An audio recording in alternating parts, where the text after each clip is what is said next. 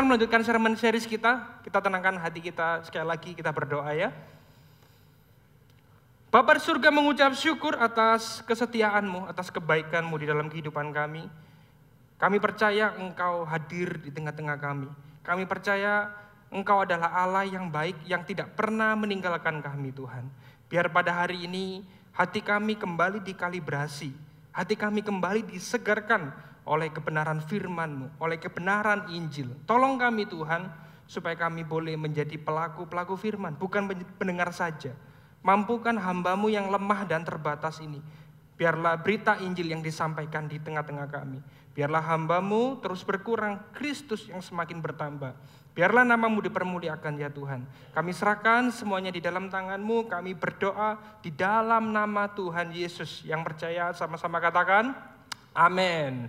Jadi kita akan melanjutkan sermon series kita di kebenaran Injil untuk pergumulan masa kini. Kita akan lanjut di dalam Mazmur 8. Tapi tema ini cukup menarik ya saudara. Siapakah aku? Apa kata Injil? Seolah-olah kok temanya kayak khotbah untuk anak-anak teens ya, untuk anak-anak remaja, untuk anak-anak youth. Tapi saudara, ketika saya merenungkan ini begitu dalam, tema ini itu juga cocok bagi kita yang sudah dewasa muda, yang berkeluarga bahkan yang lanjut usia. Karena sepanjang perjalanan iman kita, ketika kita hidup, kita selalu diperhadapkan dengan identitas dan citra diri. Bukan hanya remaja saja, tapi yang berkeluarga, yang sudah punya cucu, pasti punya banyak pertanyaan tentang dirinya. Yang berkeluarga berusaha dan bergulat dengan masalah eksistensial. Bagaimana kedepannya keluargaku? Kalau aku jadi kepala rumah tangga gagal gimana? Kalau gagal menyekolahkan anak gimana? Kalau masa depan anakku seperti ini gimana? Atau buat yang lanjut usia, yang sudah punya cucu, mungkin bertanya-tanya, suatu hari kalau menantuku gak menghormati aku lagi gimana? Kalau aku semakin sepuh, aku ditinggal gimana? Gak ada yang memperhatikan aku. Gak ada yang menghormati aku. Gimana dengan masa depanku? Aku sudah gak produktif. Gimana kata orang? Sehingga kalau kita melihat dengan cara dunia selalu menawarkan 3 jalan untuk membangun identitas. 3 jalan ini yang pertama apa? Apa yang aku miliki. Jadi identitasku ditentukan dengan kesuksesan, dengan aset, atau identitasku sesuai dengan yang aku mau. Terserah, mau jadi ini, jadi itu, terserah, itulah identitasku. Kemudian, apa yang aku rasakan, itulah identitasku. Nah hari ini kita akan sama-sama belajar dari kebenaran Injil. Kita akan belajar dari Mazmur 8 ayat 1 sampai 10. Yang semangat sama-sama katakan yes. Kita baca bergantian ya. Ayat pertama saya, kemudian dilanjutkan oleh saudara sekalian. Yang pertama, untuk pemimpin biduan menurut lagu Gitit Mazmur Daud. Bapak Ibu yang terkasih, ya Tuhan, Tuhan kami, betapa mulianya nama-Mu di seluruh bumi. Keagungan-Mu yang mengatasi langit dinyanyikan. Dari mulut bayi-bayi dan anak-anak yang menyusu, telah Kau letakkan dasar kekuatan karena lawan-Mu untuk membungkam musuh dan pendendam. Bapak Ibu yang terkasih, jika aku melihat langit-Mu, buatan jari-Mu, bulan dan bintang-bintang Kau tempatkan. Apakah manusia sehingga Engkau mengingatnya? Apakah anak manusia sehingga Engkau mengindahkannya? Ayat yang ke-6. Namun Engkau telah membuatnya hampir sama seperti Allah dan telah memahkotainya dengan kemuliaan dan hormat. Engkau membuat dia berkuasa atas buatan tangan-Mu. Segala-galanya telah Kau letakkan di bawah kakinya. Ayat 8. Kambing dan domba dan lembu sekalian, juga binatang-binatang di padang, burung-burung di udara dan ikan-ikan di laut, dan apa yang melintasi arus lautan. Bapak Ibu yang terkasih dalam Kristus, ya Tuhan, Tuhan kami, betapa mulianya nama-Mu di seluruh bumi. Demikian jauh pembacaan firman yang kita lakukan. Berbahagialah kita semua yang sekali lagi sudah membaca, merenungkan, dan dimampukan untuk melakukan dalam kehidupan kita sehari-hari. Amin. Jadi kalau kita lihat, Mazmur 8 ini adalah tulisan dari Daud yang tergolong dengan pujian atau him yang penuh dengan keagungan kepada Allah. Jadi Daud sangat mengagumi apa yang Allah kerjakan. Kalau kita lihat pada zaman kuno, bangsa-bangsa lain selain Israel juga menganggap bahwa bulan dan bintang ini adalah dewa dan dewi mereka. Tetapi di sini Daud menjelaskan hanya Allah yang layak dimuliakan, bukan matahari dan bintang. Justru matahari dan bintang itu adalah ciptaan Allah. Manusia ini bukan budak para dewa, tetapi diciptakan hampir sama seperti Allah, dimuliakan dan diberikan mandat. Nah, hari ini kita akan kembali merenungkan kebenaran firman Tuhan. Kita akan merenungkan 3 poin penting ya. Yang semangat sekali lagi sama-sama katakan yes. Mantap. Jadi yang pertama kita akan belajar siapakah aku? Mengapa aku berharga? Bagaimana mengenal tujuan Allah dalam hidupku? Yang pertama, kita akan belajar siapakah aku. Saya rasa kita semua pernah mempertanyakan ini, saudara. Kalau Anda nggak pernah mempertanyakan ini, minimal saya pernah bertanya ini, saudara. Waktu saya kelas 3 SD, waktu itu saya itu selalu bertanya kepada mama saya. Saya tuh tanya gini, masih ingat sekali, "Mah, aku ini siapa ya, Ma ya?" Saya itu selalu bingung tentang diri saya, enggak tahu itu kenapa. Masih kecil sudah berfilosofis ya mungkin ya saudara ya. Apakah orang-orang merasakan apa yang saya rasakan ya? Kok saya di dunia ini kadang merasa sendiri gitu. Apakah orang-orang bisa merasakan seperti yang saya rasakan? Apakah semua orang punya kesadaran seperti ini? Triggernya lucu sebenarnya saudara. Gara-gara waktu itu lihat film Power Ranger ya saudara. Waktu itu semua orang ternyata itu adalah robot. Dan salah satu ranger biru itu bingung. Kok semua robot? Jangan-jangan aku sendiri yang manusia di situ. Nah di situ saya mulai mempertanyakan, siapa saya, Ma? Aku ini siapa? Tapi mama saya memberikan jawaban yang sangat rohani ya saudara. Dave, kamu itu biji mata Allah. Kamu dikasihi Allah. Kamu dicintai Tuhan. Apa biji mata Allah itu, Ma? Dengan polosnya saya tanya seperti itu pada mama saya. Ya kamu kalau biji mata Allah itu artinya berharga. Kamu bernilai di mata Tuhan. Saya enggak tahu artinya pada hari itu dengan tepat. Tapi ketika mama saya mengatakan demikian, seperti ada sesuatu yang dingin. Wah ini kayak bukan menspiritualkan atau gimana ya. Tapi saya memiliki sebuah kelegaan. Saya percaya itu Roh Kudus yang bekerja di dalam saya sejak saya kecil. Saya punya kelegaan, wah aku ini dicintai Tuhan. Aku ini berharga. Nah, kita lihat Daud pun mengalami hal yang serupa. Ketika kita lihat di dalam Mazmur 8 ayat 4-5. Kita baca sama-sama ya Bapak Ibu, 1, 2, 3. Jika aku melihat langit, buatan jarimu, bulan dan bintang-bintang kau tempatkan. Apakah manusia sehingga engkau mengingatnya? Apakah anak manusia sehingga engkau mengindahkannya? Jadi waktu Daud lagi merenung, dia menatap langit, dia melihat wow, indah sekali bintang-bintang, indah sekali alam semesta. Dia mengagumi Tuhan melalui ciptaannya. Saya pun sangat relate dengan yang Daud ungkapkan di dalam Mazmur ini. Saya ini walaupun kelihatannya suka banyol saudara ya, sebenarnya melo saudara ya. Kadang kalau malam-malam lihat bintang itu bisa berkaca-kaca sendiri gitu. Apalagi sore lihat senja gitu kayak kudu mewek gitu saudara. Nggak tahu penyebabnya apa ya. Nggak, tapi saya tahu, waduh saya terharu. Tuhan tuh menciptakan segala sesuatu itu begitu indah.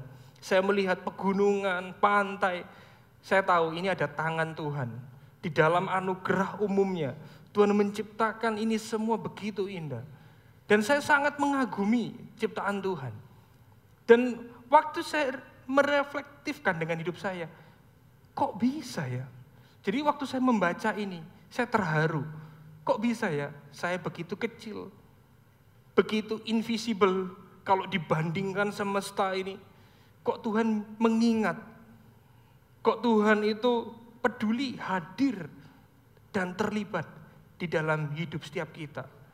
Tetapi keindahan di dalam Mazmur ini seringkali disanggah oleh pemikiran kaum ateis. Kita akan belajar pandangan orang ateis, sedikit apologetika ya hari ini ya. Jangan lempari batu saya dulu ya saudara ya. Jadi kita sedikit belajar, dikit-dikit lah, supaya kita sebagai orang Kristen bisa memberikan argumentasi. Amin. Nah saudara, ada ungkapan dari Richard Dawkins, dia pernah mengatakan seperti ini. Alam semesta yang kita lihat sekarang, memang seperti itulah jadinya. Pada dasarnya tidak ada rancangan, tidak ada tujuan, tidak ada kejahatan, tidak ada apapun selain ketidakpedulian yang buta dan tanpa belas kasihan. Jadi dia ini adalah seorang tokoh dari evolusi psikologis manusia. Seringkali dia memberikan kritik yang tajam untuk kekristenan. Dia mengatakan kekristenan itu hanyalah ilusi, hanya delusi. Kekristenan itu enggak nyata, itu hanya imajinasi orang-orang kalau mengalami penderitaan. Nah ini mirip dengan pikirannya Karl Marx ya. Kita lihat juga di sini Bertrand Russell, ini beda dengan Bertrand Peto ya. Kalau Bertrand Peto anaknya Ruben Onsu ya saudara. Jadi Bertrand Russell ini mengatakan demikian. Manusia ada karena rangkaian sebab yang tidak punya tujuan atau maksud tertentu. Asal-usul manusia, pertumbuhannya, harapan dan ketakutannya, cinta dan kepercayaannya, semuanya hasil dari kebetulan antara susunan atom. Saya pun pernah insomnia gara-gara merenungkan ini saudara. Saya berkali-kali hampir jadi ateis gara-gara belajar kuantum, mekanika kuantum. Waduh, apakah saya ini benar-benar ciptaan Tuhan? Gimana kalau saya meninggal itu afterlife itu benar-benar Tuhan itu nyata? Gimana kayak dengan pemikiran orang-orang ateis seperti ini? Jangan-jangan ini benar. Tapi puji Tuhan, Roh Kudus terus memberikan iluminasi kepada saya. Dan saya punya iman kepada Kristus. Jadi saya percaya bahwa kekristenan itu adalah perpaduan antara yang spiritualitas dan rasionalitas. Jadi kita jangan membuang keduanya. Kita harus percaya bahwa kekristenan ada unsur rasio dan ada unsur spiritualitas. Jadi ada ungkapan lagi di sini saudara. Sartre mengatakan demikian. Karena tidak ada Allah, jadi jelas sekali dia menentang adanya Allah. Manusia harus menciptakan makna dan nilai hidupnya sendiri. Nah, bagaimana dengan pandangan Alkitab? Saya nggak akan tampilkan ateis yang banyak-banyak. Nanti pulang Anda nggak beriman, malah jadi ateis, saudara ya. Jadi saya ingin memberikan sanggahan di dalam pandangan kita sebagai umat percaya, sebagai orang percaya, saudara. Bagaimana Alkitab memandang manusia? Jadi kita melihat bahwa Alkitab memang tidak pernah menyangkal bahwa manusia itu terdiri dari fisik. Manusia berasal dari debu. Tubuh kita itu ada unsur-unsur kimia. Namun di lain sisi, Alkitab juga menjelaskan bahwa Allah menghembuskan nafasnya di dalam manusia. Jadi kita akan belajar istilah penting di sini. Ada namanya materi, sama-sama katakan materi. Dan juga ada namanya imateri. Materi ini adalah tubuh kita. Mimbar ini adalah materi. Imateri itu berbicara tentang logika, rasa, emosi, menimbang yang benar mana, yang salah mana, itu namanya imateri. Dan kalau kita punya imateri, itu menunjukkan bahwa kita itu bukan sekedar tubuh biasa, tetapi ada roh. Dan saya percaya kalau roh itu yang diciptakan oleh Allah. Dan itu yang namanya kita punya hidup kekal. Terutama kita yang orang-orang yang sudah dipilih, ditebus. Nah, ini terbukti di dalam Kejadian 2 ayat 7. Kita baca sama-sama Bapak Ibu yang terkasih, 1, 2, 3. Karena itulah Tuhan, membentuk manusia itu dari debu tanah. Dan menghembuskan nafas hidup ke dalam hidungnya. Demikianlah manusia itu menjadi makhluk yang hidup. Jadi manusia itu tidak terdiri dari materi saja, tetapi imateri. Jadi kalau kita mendengarkan teori ada namanya lumpur purba. Manusia itu dari lumpur, habis itu jadi mikroorganisme, kemudian ya evolusi sampai pada akhirnya jadi manusia. Nah ini bagaimana kita menyangga argumentasi ini saudara. Kita lihat dulu perbandingannya. Di dalam Mazmur 8 melawan pemikiran ateis materialis. Seperti ini. Manusia diciptakan menurut gambarnya, imago Dei. Tapi bagi pemikiran ateis, manusia itu hanyalah proses evolusi. Nggak lebih dari lumpur purba yang akhirnya berevolusi tanpa maksud dan desain. Kemudian Alkitab mengatakan manusia itu memiliki maksud ilahi sejak semula. Tapi ateis menyanggahnya lagi, nggak ada maksud. Itu muncul karena seleksi alam dan mutasi acak. Kita tanya ini kepada orang-orang ateis atau orang-orang yang melawan Allah. Kalau pikiran kita ini hanyalah hasil dari reaksi materi, mengapa kita bisa berpikir logis? Kalau otak ini hanya sirkuit kimia, apa dasar kebenaran logika dan moralitas? Kalau kita mau lihat secara awam saja, mimbar ini saya diamkan ribuan tahun. Apakah dia bisa memiliki akal, memiliki logika? Tentu tidak bisa. Jadi di sini pemikiran ateis bisa dipatahkan. Enggak mungkin. Kalau kita punya handphone kita pasti diciptakan dengan desain dan tujuan. Enggak mungkin kita biarkan aja, atau Anda kalau memang ini proses evolusi, di situ ada LED, ada plastik, ada besi atau material yang membentuk, kita lemparkan, lempar, jutaan tahun, jadilah handphone. Ini sebuah argumentasi yang konyol yang dikemukakan oleh orang-orang ateis. Enggak mungkin. Bagaimana orang bisa membedakan yang benar dan yang salah? Enggak bisa, saudara. Makanya ada argumentasi yang sangat cerdas dari seorang teman yang fleksibel. Ini dia, CS Luwes ya, CS Surabaya. Luwes kan fleksibel ya saudara ya. Jadi dia mengatakan demikian. Jika tata surya terbentuk karena tabrakan yang tidak disengaja, maka munculnya kehidupan organik di planet ini juga suatu kebetulan. Dan jika demikian, semua pemikiran kita saat ini itu juga kebetulan belaka. Atau hasil sampingan yang tidak disengaja dari pergerakan atom. Dan ini juga berlaku untuk pemikiran ateis juga. Ateis materialis dan astronom, serta pemikiran siapapun. Kalau pemikiran mereka yaitu hanya hasil sampingan yang tidak disengaja.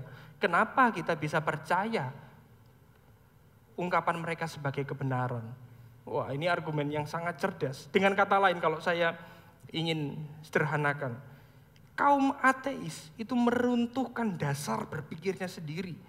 Kalau semua keyakinan hanyalah hasil gerakan atom, artinya pemikiran mereka juga itu nggak bisa dipercaya. Pemikiran mereka juga nggak masuk akal. Jadi ini berlaku bukan hanya untuk orang-orang yang mengaku adanya Tuhan, tetapi mereka pun yang menolak adanya Tuhan, pikiran mereka juga tidak masuk akal. Jadi di sini kita melihat bahwa ateis gagal menjawab dua kebutuhan dasar manusia, yaitu kebenaran dan makna moral.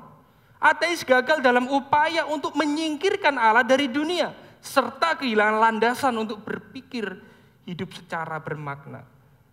Jadi kita sekali lagi bandingkan bagaimana pemikiran orang percaya dan pikiran orang ateis.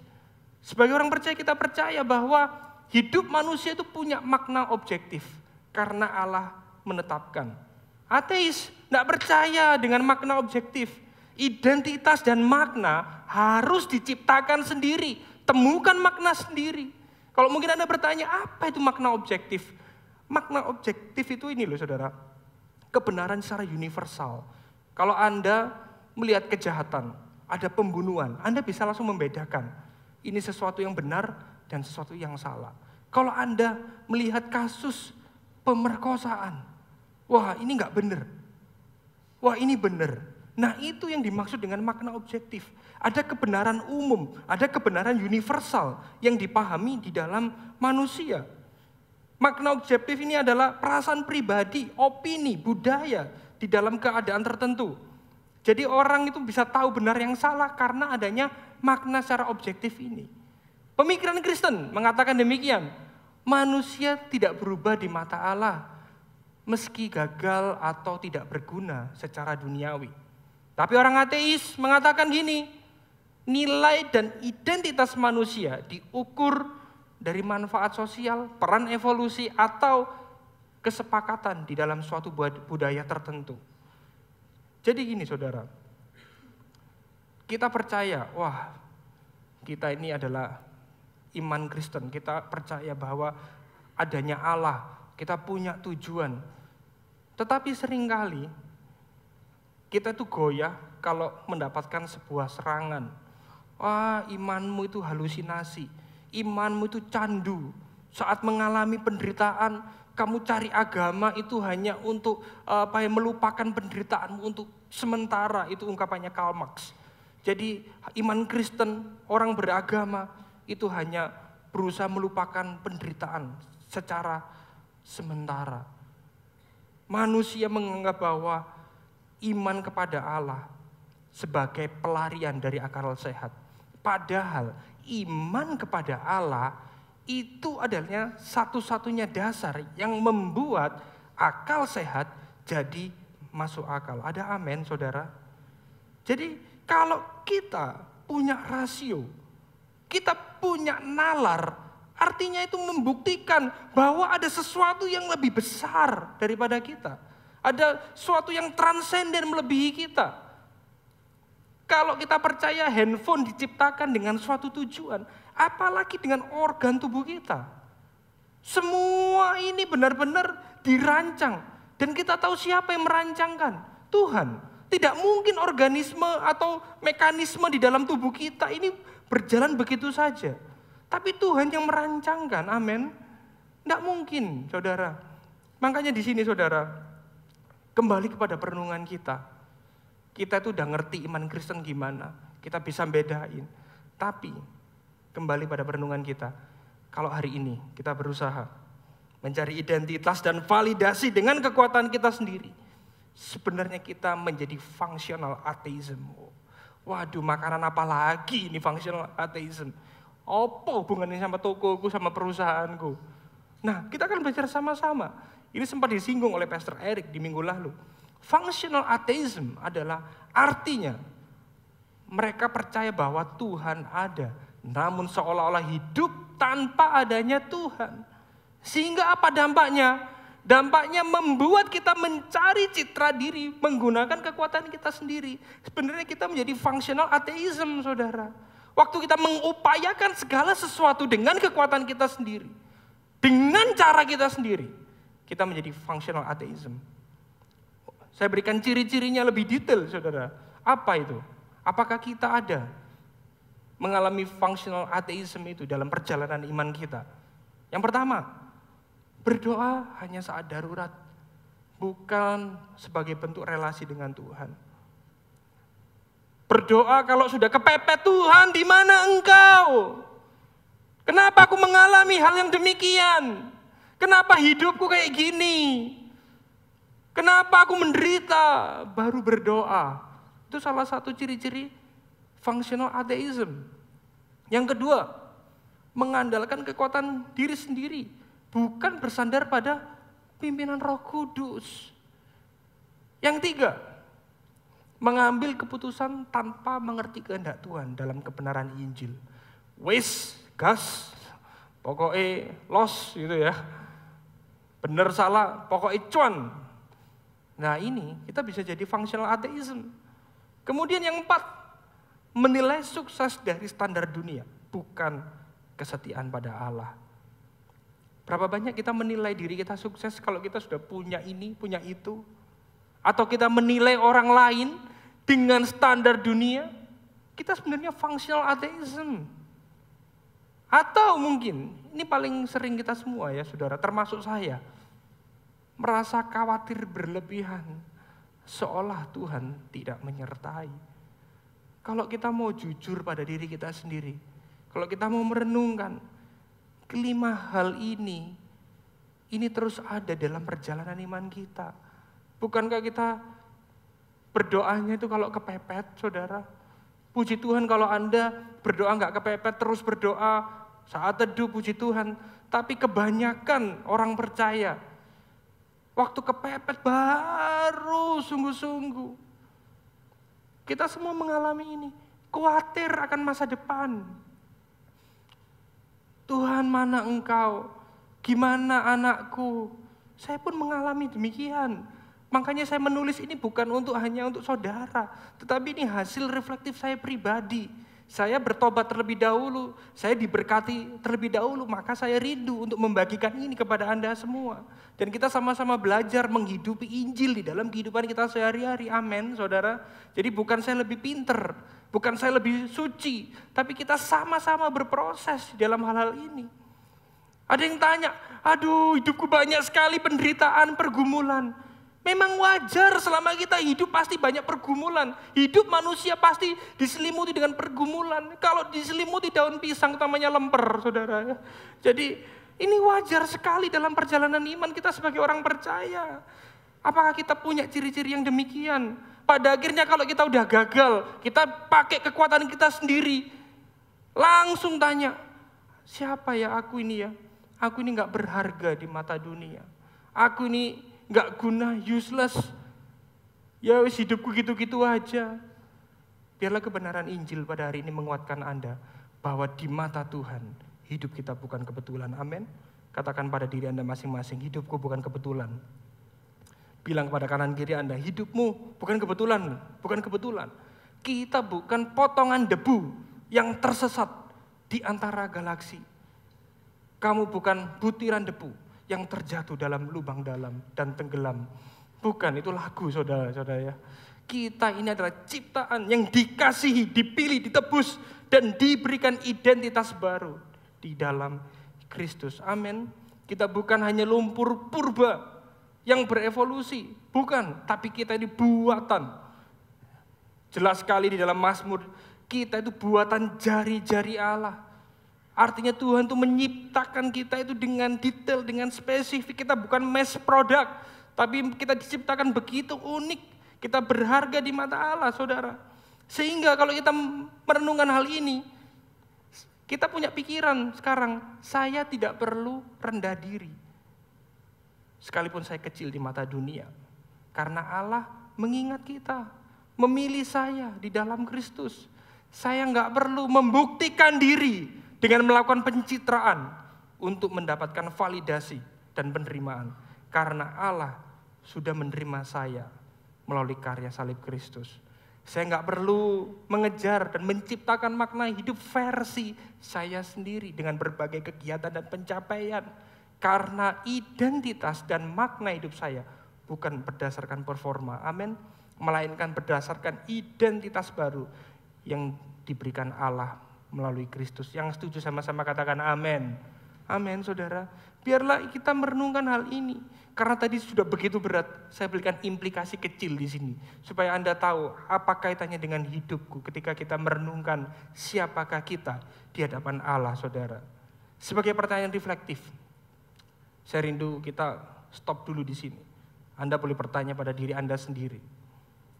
Apakah saat ini saya merasa dilupakan? Saya merasa dipandang sebelah mata, saya merasa gagal atau tidak berguna. Apakah mungkin Anda saat ini merasa demikian? Biarlah kebenaran Injil menguatkan Anda, menyegarkan Anda. Atau yang kedua, hal apa yang membuat saya mudah merasa dilupakan? Hal apa yang membuat saya selalu dipandang sebelah mata? Yang membuat saya terus merasa gagal dan tidak berguna? Tanyakan itu pada diri Anda, hal apa? Biar Tuhan memulihkan hati Anda saat ini. Ketika Anda mendengarkan kebenaran firman pada hari ini, biar Anda dikuatkan, Anda disegarkan, amin. Dan di poin selanjutnya kita belajar, mengapa aku berharga di mata Allah? Kalau kita perhatikan di sini, di dalam Mazmur 8 ayat 6, dikatakan demikian. Kita baca sama-sama ya, Bapak Ibu ya. 1, 2, 3. Namun engkau telah membuatnya hampir sama seperti Allah dan telah memahkotainya dengan kemuliaan dan hormat. Sekali lagi di sini Daud sebagai penyair, dia sebagai raja, dia meneguhkan teologi penciptaan yang sangat radikal. Dia berbicara bahwa setiap manusia, tidak peduli besar, kecil, kaya, miskin, dalam suku apapun kecuali suku cadang, saudara, itu semua berharga di mata Allah. Semua dipandang Allah begitu berharga. Bahkan Allah telah memahkotainya dengan kemuliaan dan hormat. Ini bukan melebih-lebihkan, tetapi ini kebenaran firman Tuhan. Menarik saudara, kalau kita melihat identitas kita. Identitas kita itu paradoks. Lemah tapi mulia. Tak layak tapi dimahkotai. Sama-sama katakan ya, lemah tapi mulia. Tak layak tapi dimahkotai. Sehingga citra diri kita itu bukan ditentukan oleh dunia, amin. Tetapi pemberian anugerah Allah yang menciptakan dan menebus hidup kita. Saya berani bilang begini karena apa saudara? Saya mempelajari bahasa aslinya dengan seperti ini. Di Mazmur 6 ayat 8a ini. Namun engkau telah membuatnya hampir sama seperti Allah. Ini menggunakan kata-kata me Elohim. Artinya apa saudara? Kedudukan manusia itu sangat tinggi. Hampir setara dengan makhluk surgawi. Atau bahkan sedikit lebih rendah di bawah Allah. Manusia bukan sekedar materi biologis, ada kemuliaan rohani di dalam diri kita. Tetapi kita perlu ingat bahwa manusia bukan pusat semesta, Allah yang adalah pusatnya. Identitas manusia harus dimulai dari pengenalan akan kemuliaan Allah, bukan pencapaian diri. Tetapi apa yang kita lihat saudara hari ini? Dosa membuat manusia menjadi pusatnya, sehingga manusia selalu terjebak di dalam pencarian pengakuan, pencarian validasi, ingin dihargai, ingin dihormati. Semuanya tentang dirinya. Semua tentang me, myself, and I. Ya. Aku gitu. Makanya yang depannya I mesti sombong. iPhone, iPad ya saudara. Padahal ya gitu-gitu aja ya saudara ya. Hati-hati ya saudara. Saya sendiri pakai, tapi ya makanya nyindir saya sendiri saudara. Jadi manusia selalu menjadi pusatnya. Dosa itu membuat kita gagal. Mencerminkan Allah, mencerminkan Elohim tadi. Dan membuat kita sering lupa siapa diri kita sebenarnya. Manusia jadi sombong. Tahu nggak orang sombong cirinya gimana? Kamu nggak tahu saya. Kamu nggak tahu saya. Lupa diri orang sombong. Saya sendiri aja nggak tahu ya. Jadi itu orang sombong. Sehingga manusia jadi haus validasi dan pengakuan orang lain demi citra diri yang baik di mata dunia. Dan akibat dosa, kita lihat membuat kita selalu bertanya-tanya. Pertanyaan-tanya bukan kamu nanya, bukan saudara ya. Kita selalu mempertanyakan ini pada diri kita sendiri. Bagaimana citra diriku jika aku ditinggalkan? Bagaimana citra diriku kalau aku dianggap tidak layak? Kalau aku diabaikan gimana dengan citra diriku? Kalau aku nggak dihormati gimana dengan citra diriku? Kalau aku nggak memenuhi standar gimana citra diriku? Kita takut diremehkan. Semuanya itu tentang citra diri. Ini adalah akibat dari dosa. Kita perlu ingat sekali lagi bahwa keberbahagiaan manusia itu bukan berdasarkan performa. Amin. Tetapi dari kasih Allah yang memilih, mengingat dan menebus. Kasih Allah tidak menunggu manusia layak dikasihi. Justru karena manusia tidak layak dikasihi, Allah mengejarnya. Allah mengasihi manusia. Bukan kita yang memilih Allah sehingga kita dikasihi, tapi Allah yang sudah memilih kita sehingga kita layak dikasihi oleh Allah. Dan ini sejalan dengan Roma 5 ayat 8. Akan tetapi Allah menunjukkan kasih-Nya kepada kita oleh karena Kristus telah mati untuk kita ketika kita masih berdosa. Tapi faktanya manusia seringkali jadi narsis dan merasa dirinya, wah ini aku. Wah kamu harus hormat sama aku. Jadi gila hormat. Merasa dirinya berharga. Kita tuh selalu dihadapkan dengan dua ekstrim. Satunya overconfidence, satunya insecure banget. Itu realitas kita sebagai orang percaya. Kita pun tidak luput dari hal-hal yang demikian. Saya pun juga tidak luput dengan hal-hal demikian, saudara. Ada ungkapan yang menarik dari Martin Luther seperti ini. Allah tidak mengasihi kita karena kita berharga. Tapi kita menjadi berharga karena Allah mengasihi kita. Amin. Karena kita dikasihi Allah, maka kita berharga. Makanya kita jangan narsis jadi orang percaya, saudara. Kita perlu mengingat, kita memang bukan siapa-siapa. Tapi kalau kita dikasihi Allah, itu adalah anugerah. Itu adalah kasih karunia. Amin, saudara. Sekarang pertanyaannya sekali lagi bagi Anda, saudara. Apa yang membuat kita merasa berharga? Apakah itu pencapaian kita? Hal yang sudah kita lakukan? Atau itu prestasi kita? Atau yang nomor 2, saat kita mengalami kegagalan, apakah saya masih merasa berharga? Ini jadi perenungan bagi kita semua, saudara. Termasuk saya yang membagikan firman di depan Anda. Seringkali saya merasa berharga kalau saya berhasil membuat orang itu bertobat. Tapi kalau orang itu nggak bertobat, orang itu malah berbalik melawan Injil. Waduh, jujur, seringkali saya merasa kecewa dengan diri saya sendiri. Saya itu hamba Tuhan gagal.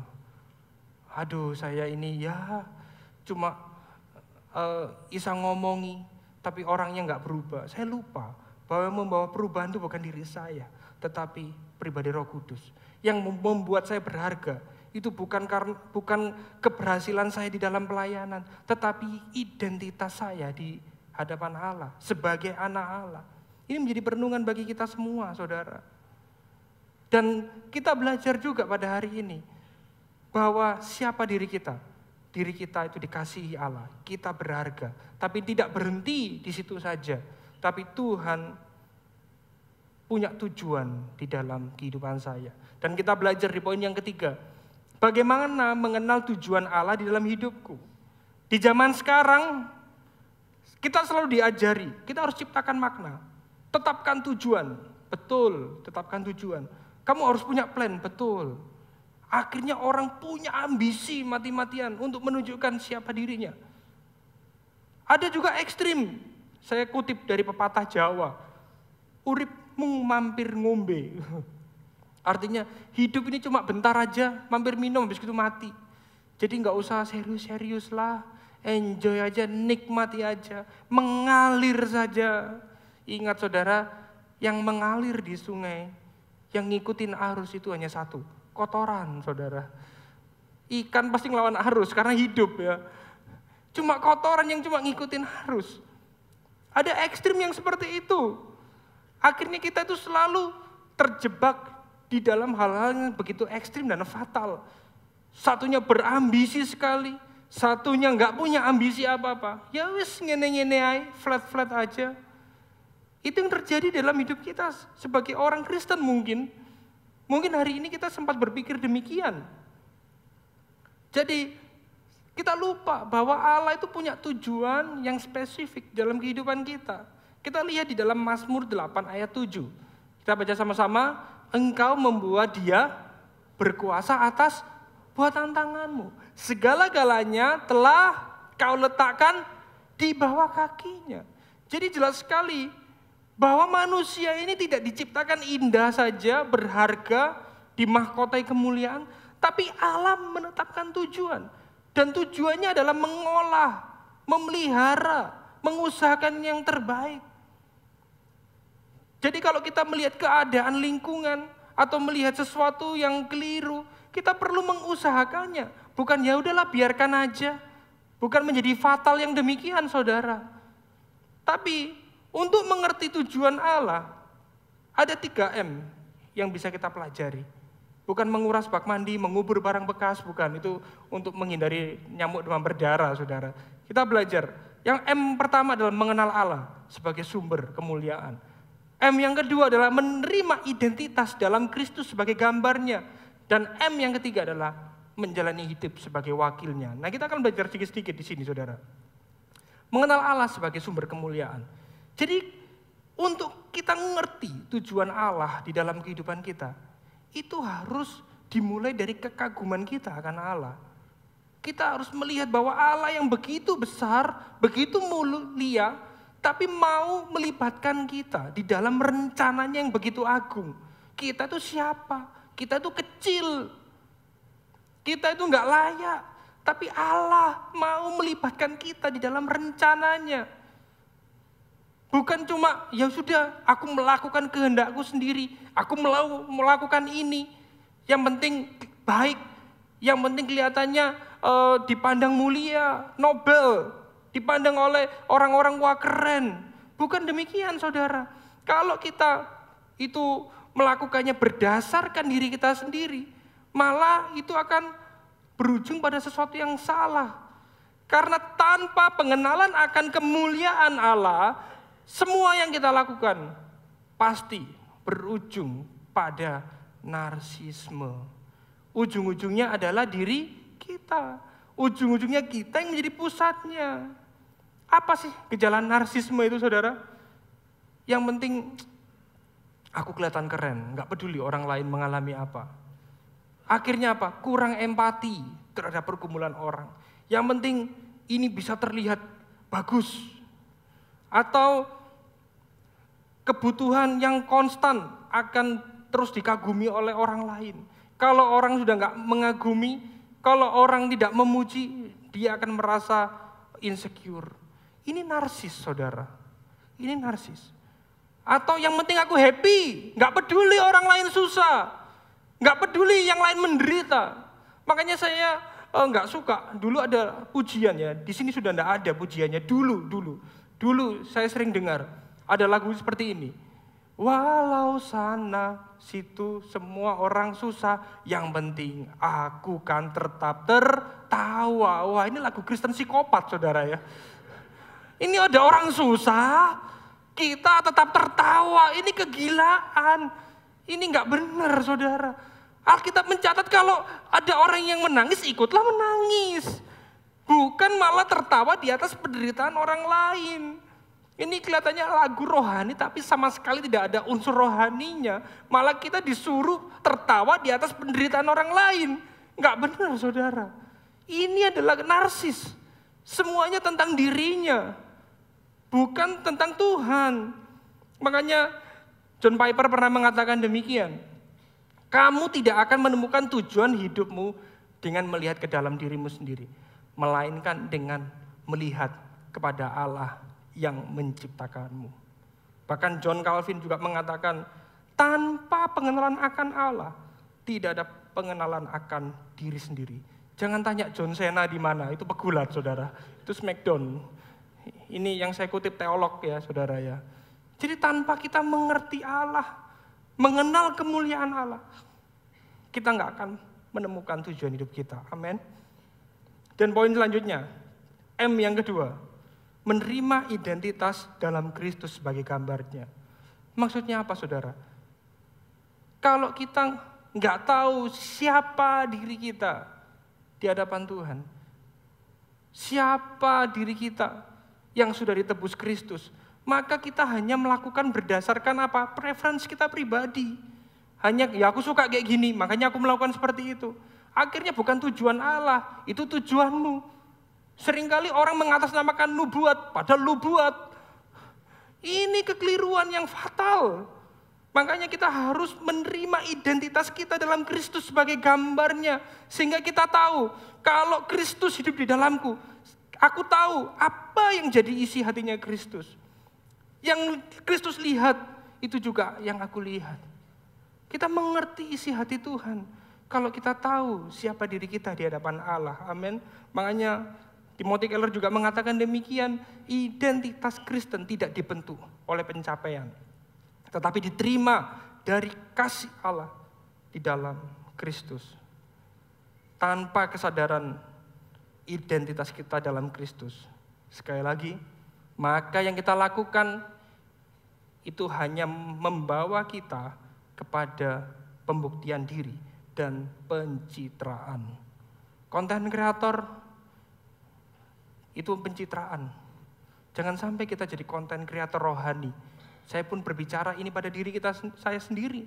Jangan sampai saya itu bisa memberikan firman, membagikan firman bagi Anda, tapi saya tidak menghidupinya. Saya pun terus berdoa, Tuhan tolong supaya aku boleh menghidupi firman juga.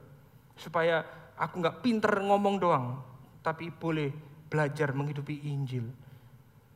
Saya berdoa kita semua, bukan hanya pencitraan, tapi kita sungguh-sungguh menghidupinya di dalam kehidupan kita sehari-hari. Amin, Bapak Ibu yang terkasih. Ini bukan tentang kita, tetapi semua tentang Tuhan. Dan kita diutus untuk menjalani hidup sebagai wakilnya. Bagaimana hidup sebagai wakilnya? Kita harus memelihara, bukan mengeksploitasi. Mengasihi, bukan menguasai. Mewakili, bukan menggantikan Allah. Tahu nggak ciri orang yang menggantikan Allah? Pakai atas nama Tuhan. Tuhan berbicara. Kamu punya aset ini, itu harus kamu berikan kepada saya. Nah ini bukan mewakili, tapi menggantikan Tuhan. Atas nama Tuhan, bahaya saudara. Atau kita bisa ngomong mengasihi seseorang, tapi kita ingin menguasai. Kita ingin punya muscle untuk ngontrol orang. Dengan dalih, dengan ungkapan, oh aku mengasihi kamu. Mengeksploitasi orang-orang di sekitar kita dengan kata-kata memelihara. Ini bahaya. Gak ada yang tahu saudara. Yang tahu cuma diri Anda dan Tuhan. Makanya melalui kebenaran firman ini, biar kita juga diteguhkan. Kita mengoreksi hati kita. Karena kalau mau jujur, kita semua gagal saudara. Kita gagal mengenal kemuliaan Tuhan, sehingga kita menjadi narsis. Kita gagal mengenal kemuliaan Tuhan. Kita gagal menghidupi identitas kita dalam Kristus, sehingga kita terus mencari identitas dan mencari validasi dengan kekuatan kita sendiri. Kita mencari validasi di luar Kristus. Kita gagal saudara. Kita nggak konsisten. Kadang berhasil, kadang gagal, kadang berhasil, kadang gagal. Bisa dianggap di mata Tuhan satu dosa, gagal semua. Dan kita harus mengakui bahwa kita adalah orang yang gagal di dalam menghidupi Injil. Kita gagal menjalani hidup sebagai wakilnya. Seharusnya kita memelihara, malah mengeksploitasi. Seharusnya kita mengasihi, tapi kita mau menguasai. Seharusnya kita mewakili, tapi kita sekali lagi berusaha menggantikan Allah. Tapi kabar baiknya demikian saudara. Penulis Ibrani mengutip Mazmur 8 ini, khususnya di dalam Ibrani 2 ayat 6-9. Ada orang yang pernah memberi kesaksian di dalam suatu nas. Katanya, apakah manusia sehingga engkau mengingatnya? Atau anak manusia sehingga engkau mengindahkannya? Namun engkau telah membuatnya untuk waktu yang singkat sedikit lebih rendah daripada malaikat-malaikat. Dan telah memakotainya dengan kemuliaan dan hormat. Segala sesuatu telah engkau taklukkan di bawah kakinya.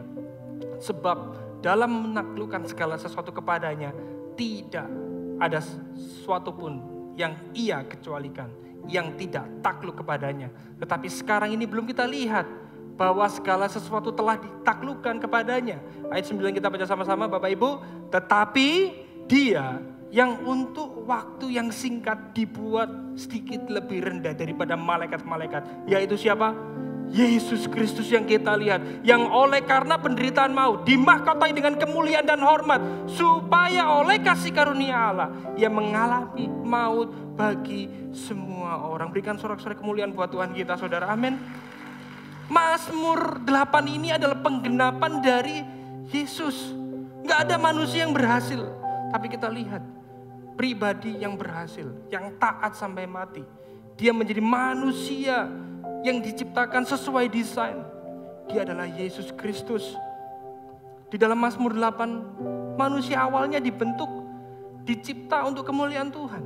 Tapi karena realitas dosa, kemuliaan itu menjadi hilang. Tetapi kita lihat di dalam Kristus, Kristus dimuliakan kembali. Di dalam Mazmur 8, manusia diperintahkan untuk memerintah atas bumi. Tapi apa yang terjadi? Otoritas disalahgunakan, eksploitasi di mana-mana. Tetapi kita lihat di dalam Ibrani 2, segala sesuatu takluk kepada Yesus. Dia adalah Allah yang berdaulat, tetapi juga Allah yang penuh kasih. Di dalam Mazmur 8, manusia dikenal dan diingat oleh Allah. Tetapi karena realitas dosa, manusia malah melupakan Allah. Tapi ada manusia yang taat penuh kepada Allah. Yesus taat penuh kepada Bapa. Bahkan ketaatannya membawa kepada karya salib. Saya undang Anda untuk bangkit berdiri, saudara.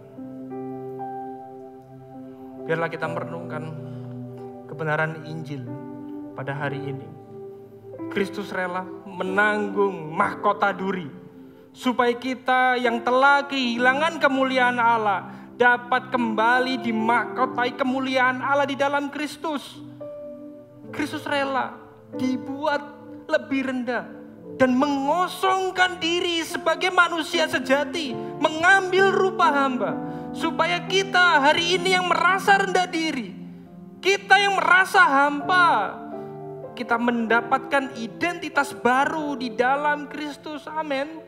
Kristus rela mengikuti kehendak Allah Bapa dengan taat sampai mati di kayu salib, supaya hari ini kita yang ada dalam Kristus, kita dimampukan, kita diutus menjadi wakilnya untuk mencerminkan kemuliaan Allah. Sekali lagi berikan sorak-sorai yang paling meriah buat Tuhan kita, saudara. Amin. Sebagai pertanyaan reflektif, sekali lagi saudara, apakah pernah kita menjadi functional atheism di dalam mencari keberhargaan dan validasi di hadapan manusia? Kalau mau jujur, saya sering jatuh di dalam dosa menjadi functional atheism. Ketika orang memuji saya, waduh Pastor Dave, terima kasih khotbahnya, itu memudahkan kami para CG leader untuk berdiskusi firman. Tapi saat tidak ada pujian seperti itu, saya mempertanyakan diri saya, apakah saya berharga? Apakah saya bernilai? Saya jatuh di dalam dosa functional atheism. Saya juga sering merasa gagal menjadi kepala rumah tangga yang baik. Kalau saya sudah janji kepada istri dan anak saya untuk pergi ke suatu tempat, ternyata saya gagal menepatinya karena 1-2 hal. Saya akhirnya berusaha mencari validasi dengan kekuatan saya sendiri.